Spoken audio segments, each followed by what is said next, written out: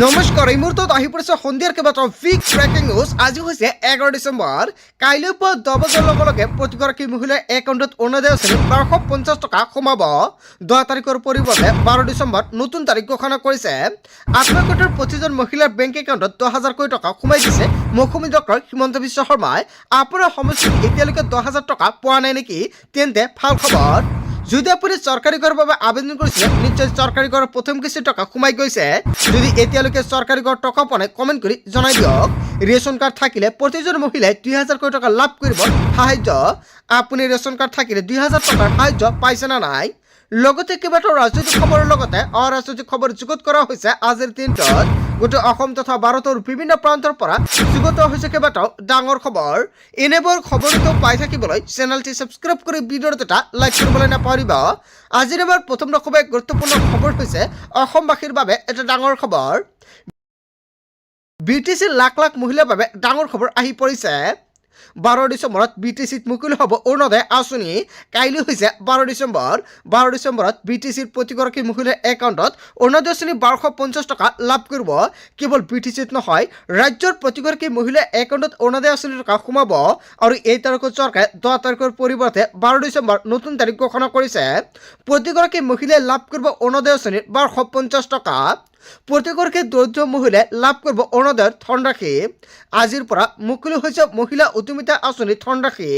নিৰ্বাচনৰ বাবে ৰৈ যোৱা সকলো উন্নয়নমূলক কাম আৰম্ভ হ'ব BTCত।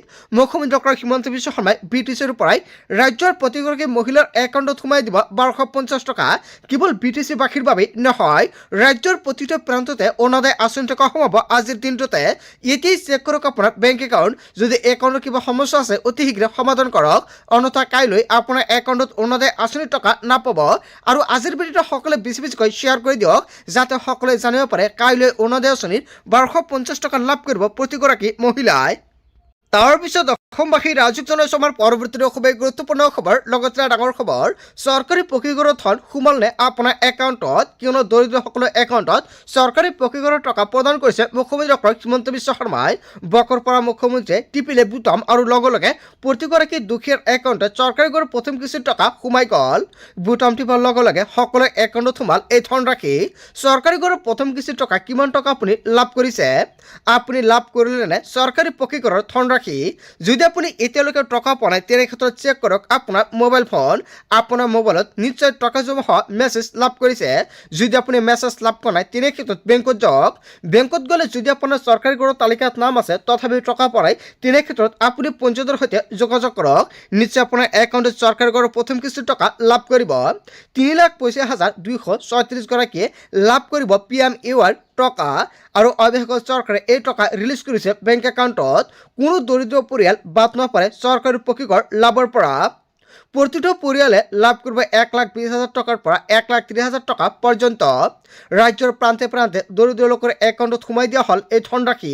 যদি আপুনি এতিয়ালৈকে চৰকাৰী ঘৰৰ প্ৰথম কিস্তি টকা পোৱা নাই, নিশ্চয় কমেণ্ট কৰি জনাই দিয়ক। আপোনাৰ কোনটো জিলা বা সমষ্টি সেয়াও আপুনি জনাই দিব। বহুতে কমেণ্ট কৰি থাকে, দাদা যিসকলে নতুনকৈ চৰকাৰী ঘৰৰ বাবে জিঅ' ৰিং কৰিছে সেইসকলৰ একাউণ্টত কেতিয়া চৰকাৰী ঘৰৰ টকা সোমাব? সেইসকলৰ বাবে এতিয়ালৈকে ডেট ঘোষণা কৰা হোৱা নাই। যেতিয়াই ডেট ঘোষণা কৰিব নিশ্চয় সম্পূৰ্ণকৈ জনাই দিম। তাৰপিছত অসমবাসী ৰাজুক জনাইছো আমাৰ পৰৱৰ্তী খুবেই গুৰুত্বপূৰ্ণ খবৰ, লগতে ডাঙৰ খবৰ। অসমৰ মুখ্যমন্ত্ৰী ডক্টৰ হিমন্ত বিশ্ব শৰ্মাই কেইবাটাও বৃহৎ মন্তব্য কৰিছে। অসমত আহিব নতুন আইন, আইনৰ নিয়মেৰেহে চলিব মাটি কিনা বেচা প্ৰক্ৰিয়া। পৰীক্ষা কৰা হ'ব 3 পুৰুষৰ লোকেলিটি। এতিয়াৰ পৰা আৰু কোনো বহিৰাগতক বিক্ৰী কৰা নহ'ব অসমৰ মাটি। বিধানসভাত আইন আনি আছে অসমৰ মুখ্যমন্ত্ৰী ডক্টৰ হিমন্ত বিশ্ব শৰ্মাই। মাটি বাৰী ক্ৰয় বিক্ৰয়ৰ বাবে বলবৎ হ'ব কঠোৰ আইন। কোনো বিদেশী অচিনাকি মানুহক বিক্ৰী নকৰিব অসমীয়াই মাটি। মাটি বাৰী ক্ৰয় বিক্ৰয়ৰ বাবে বিধানসভাত আইন আনি আছে মুখ্যমন্ত্ৰীয়ে। সংকল্প লওক আমি কোনো কামৰ বাবে যাতে সহায় নলওঁ বিদেশীৰ। কেৱল এঠাই নহয়, ৰাজ্যৰ বহু প্ৰান্তত সিঁচৰিত হৈছে বিদেশী। সকলো ফালৰ পৰা অসমখনক ধৰি ৰাখিব লাগিব আমি অসমীয়াই। আমি অসমীয়াই জীয়াই থাকিব লাগিব। জাতি মাটি বেটি হেৰুৱাবলৈ দিয়া নহ'ব। 3% অসমীয়া হ'লে বিক্ৰী নকৰিব আপোনাৰ মাটি। অসমত এতিয়া সংখ্যালঘিষ্ঠ হোৱাৰ পথত অসমীয়া। আৰু এই সময়খিনিত আমি সতৰ্ক নহ'লে বিপদ নিশ্চিত। মুখ্যমন্ত্ৰী ডক্টৰ হিমন্ত বিশ্ব শৰ্মাই কৰিছে বৃহৎ ঘোষণা হয় অসমৰ মুখ্যমন্ত্ৰী ডক্টৰ হিমন্ত বিশ্ব শৰ্মাই যিটো মন্তব্য কৰিছে জনতাই কি ক'ব যদি জনতাৰ কিবা মন্তব্য কৰিব লগা থাকে আপোনালোকৰ মন্তব্যটো নিশ্চয় কমেণ্ট কৰি জনাই দিব তাৰপিছত অসমবাসী ৰাজক জনাইছো আমাৰ পৰৱৰ্তী খুবেই গুৰুত্বপূৰ্ণ খবৰ লগতে ডাঙৰ খবৰ সোণালী ভৱিষ্যত অভিমুখী যাত্ৰাত নতুন প্ৰেৰণা ডিব্ৰুগড়ত মুখ্যমন্ত্ৰী ডক্টৰ হিমন্ত বিশ্ব শৰ্মাই বিশেষ আঁচনিৰ অধীনত নৱম শ্ৰেণীৰ শিক্ষাৰ্থীলৈ চাইকেল প্ৰদান অনুষ্ঠান হয় আপুনি চাইকেল পালেনে আপোনাৰ জিলাত কেতিয়া বিতৰণ কৰা হ'ব চাইকেল নিশ্চয় সম্পূৰ্ণকৈ জানিব আজি হৈছে 11 ডিচেম্বৰ দিনৰ 11 বজাতে অসমৰ মুখ্যমন্ত্ৰী ডক্টৰ হিমন্ত বিশ্ব শৰ্মাই বিনামূলীয়াকৈ চাইকেল প্ৰদান কৰিলে অতি শীঘ্ৰে আপোনাৰ জিলাতো বিনামূলীয়াকৈ চৰকাৰী চাইকেল প্ৰদান কৰিব কিমানগৰাকী শিক্ষাৰ্থীক চৰকাৰে এই চাইকেল বিতৰণ কৰিব 3,10,031খন চাইকেল প্ৰদান কৰিব মুখ্যমন্ত্ৰী ডক্টৰ হিমন্ত বিশ্ব শৰ্মাই আপোনাৰ জিলাত এতিয়ালৈকে চাইকেল পোৱা নাই নেকি আপোনাৰ জিলাৰ নামটো কি কমেণ্ট কৰি জনাই দিব নেক্সট ভিডিঅ'ত সম্পূৰ্ণকৈ জনাই দিম আপোনাৰ জিলাত কেতিয়া চৰকাৰে চাইকেল প্ৰদান কৰিব তাৰপিছত অসমবাসী ৰাজক জনাইছো আমাৰ পৰৱৰ্তী খুবেই গুৰুত্বপূৰ্ণ খবৰ লগতে ডাঙৰ খবৰ চিনাকি আৰু অচিনাকিৰ মাজত এইবাৰ এখন যুঁজ হ'ব অসমৰ মুখ্যমন্ত্ৰী ডক্টৰ হিমন্ত বিশ্ব শৰ্মাই পুনৰ বিস্ফোৰণ মন্তব্য কৰিছে আমি অসমীয়া জাতিটোক উদ্ধাৰৰ বাবে যুঁজিম বিজেপিয়ে অচিনাকি শত্ৰুৰ বিৰুদ্ধে যুঁজিব আৰু জিকিব এইটো কৰা মাতিও কেতিয়াও অচিনাকি লোকক বিক্ৰী নকৰিব অচিনাকি মানুহৰ হাত লৈ গ'লে আমি জীয়াই থাকিব নোৱাৰোঁ অচিনাকি মানুহক গাড়ী চলাবলৈ নিদিব অসমীয়া জাতিয়ে মানুহ গাড়ীয়ে চলাব লাগিব এনেকুৱাকৈ মুখ্যমন্ত্ৰী ডক্টৰ হিমন্ত বিশ্ব শৰ্মাই মন্তব্য কৰিছে অসমীয়া খিলঞ্জীয় মানুহে গাড়ী চলাব লাগিব অচিনাকি মানুহে অবৈধ ড্ৰাগছ আৰু গৰুৰ ব্যৱসায় কৰে বাগিচা খেতিপথাৰত অচিনাকি লোকক কাম কৰিবলৈ নিদিব আমি নিজে খেতি কৰিম আমাক কোনোৱে সহায় কৰিব নালাগে উদ্যোগপতিসকলেও তেওঁলোকৰ প্ৰতিষ্ঠানত অচিনাকি মানুহক চাকৰি নিদিব আমাৰ ব্যৱসায়ত অচিনাকি মানুহ নালাগে গুৱাহাটী পদপথৰ ব্যৱসায় অচিনাকি লোকে কৰিব নালাগে অসমৰ চৰকাৰী চাকৰি অচিনাকি লোকে নাপায় চিনাকি লোকে পাব তিনিটা প্ৰজন্ম অসমীয়াই নহ'লে অসমৰ মাটি ক্ৰয় কৰিব নোৱাৰিব জাতিক জীয়াই ৰাখিব হ'লে অসম আন্দোলনৰ দৰে কাম কৰিব লাগিব এনেকুৱাকৈ উদ্যত ভাষণ কৰিছে অসমৰ মুখ্যমন্ত্ৰী ডক্টৰ হিমন্ত বিশ্ব শৰ্মাই হয় অসমৰ মুখ্যমন্ত্ৰী ডক্টৰ হিমন্ত বিশ্ব শৰ্মাই যিকেইটা মন্তব্য কৰিছে জনতাই কি ক'ব তাৰপিছত অসমবাসী ৰাজক জনাইছো আমাৰ পৰৱৰ্তী খুবেই গুৰুত্বপূৰ্ণ খবৰ লগতে ডাঙৰ খবৰ সংঘাতেৰে কেতিয়াও সমাজ শক্তিশালী কৰিব নোৱাৰে সৰ্বানন্দ সোণোৱালে কেইবাটাও বৃহৎ মন্তব্য কৰিছে সমন্বয়ৰ যোগেদিহে সমাজ শক্তিশালী কৰিব পাৰি আমাক শক্তিশালী বাতাবৰণ সৃষ্টি কৰিবলৈ হ'লে সমন্বয় লাগিবই আমি সকলোৱে একেলগে মিলাপ্ৰীতিৰে থাকিব লাগিব শ্ৰীমন্ত শংকৰদেৱৰ সমন্বয়ৰ বাণী আগত লৈ আমি আগবাঢ়ি যাব লাগিব অসমত আৰু অবৈধ বিদেশীৰ দপদপনি নচলে বিজেপি চৰকাৰে কাৰো লগত আপোচ নকৰে আজি অসমীয়া জাতি সম্পূৰ্ণ সুৰক্ষিত অসমত কেৱল বৈধ নাগৰিকহে থাকিব কংগ্ৰেছে কেতিয়াও অসম চুক্তিক গুৰুত্ব দিয়া নাছিলে আৰু অসম চুক্তিৰ বাবে যি কৰিছে সেয়া কেৱল ডাবল ইঞ্জিন চৰকাৰেহে কৰিছে মোৰ কাৰ্যকালত জাতি মাতি বেটি ৰক্ষাৰ সংকল্প লৈছিলোঁ আৰু এতিয়া আৰু অসমীয়া জাতিয়ে পিছফালে উভতি নাযায় অসমীয়া জাতিয়ে স্বাভিমানী বুকুত লৈ শক্তিশালীভাৱে আগবাঢ়ি যাব এনেকুৱাকৈ উদ্যত ভাষণ দিছে কেন্দ্ৰীয় মন্ত্ৰী সৰ্বানন্দ সোণোৱালে তাৰপিছত অসমবাসী ৰাজক জনাইছো আমাৰ পৰৱৰ্তী খুবেই গুৰুত্বপূৰ্ণ খবৰ লগতে ডাঙৰ খবৰ সংসদৰ শীতকালীন অধিৱেশনত আকৌ ৰাহুল গান্ধীৰ গৰ্জন দেশৰ জনতাৰ হৈ ৰাহুলে কৰিলে তিনিটা গুৰুত্বপূৰ্ণ প্ৰশ্ন নম্বৰ 1 নিৰ্বাচন আয়োগৰ বাছনি পেনেলৰ পৰা কিয় আঁতৰা হ'ল চিফ জাষ্টিছ অফ ইণ্ডিয়াক প্ৰশ্ন নম্বৰ 2 দুয়ত সম্পূৰ্ণকৈ উল্লেখ কৰিছে 2024 নিৰ্বাচনৰ পূৰ্বে ইলেকশ্যন কমিশ্যনক কিয় আইনী ৰক্ষা কৱচ দিয়া হৈছিল প্ৰশ্ন নম্বৰ 3 উল্লেখ কৰিছে 45 দিনৰ ভিতৰতে চিচিটিভি ফুটেজ নষ্ট কৰাৰ খৰখেদা কিয় ৰাহুল গান্ধীৰ অভিযোগ ভোট চুৰিৰ আহিলা হিচাপে ব্যৱহাৰ কৰা হৈছে ইলেকশ্যন কমিশ্যনক সংসদৰ শীতকালীন অধিৱেশনত আকৌ ৰাহুল গান্ধীৰ গৰ্জন দেশৰ জনতাৰ হৈ ৰাহুল গান্ধীয়ে কৰিলে তিনিটা গুৰুত্বপূৰ্ণ প্ৰশ্ন হয় ৰাহুল গান্ধীয়ে যি তিনিটা গুৰুত্বপূৰ্ণ প্ৰশ্ন উত্থাপিত কৰিছে জনতাই কি ক'ব যদি জনতাৰ কিবা মন্তব্য কৰিব লগা থাকে আপোনালোকৰ মন্তব্যটো নিশ্চয় কমেণ্ট কৰি জনাই দিব তাৰপিছত অসমবাসী ৰাজক জনাইছো আমাৰ পৰৱৰ্তী খুবেই গুৰুত্বপূৰ্ণ খবৰ লগতে ডাঙৰ খবৰ বিজেপি অসমৰ বাবে আটাইতকৈ ডাঙৰ শত্ৰু বিজেপিয়ে দেশৰ সংবিধানে মানি নচলে বিজেপিৰ হাতত অসমীয়া জাতি সুৰক্ষিত নহয় মিয়াৰ বয় দেখুৱাই লাভ নাই মুখ্যমন্ত্ৰী ডক্টৰ হিমন্ত বিশ্ব শৰ্মাৰ হয় মিয়াক বয় দেখুৱাই লাভ নাই মুখ্যমন্ত্ৰী ডক্টৰ হিমন্ত বিশ্ব শৰ্মাই ডক্টৰ ইঞ্জিনিয়াৰ মিয়াক হৈছে ব্যৱসায় বাণিজ্য সকলো মিয়াৰ হাতত পথৰ পৰ্যন্ত এতিয়া মিয়াৰ হাতত ড্ৰাইভাৰৰ পৰা শাক পাচলিৰ বেপাৰীলৈকে সকলো মিয়াৰ হাতত মুখ্যমন্ত্ৰীৰ কথাত অসমৰ মানুহ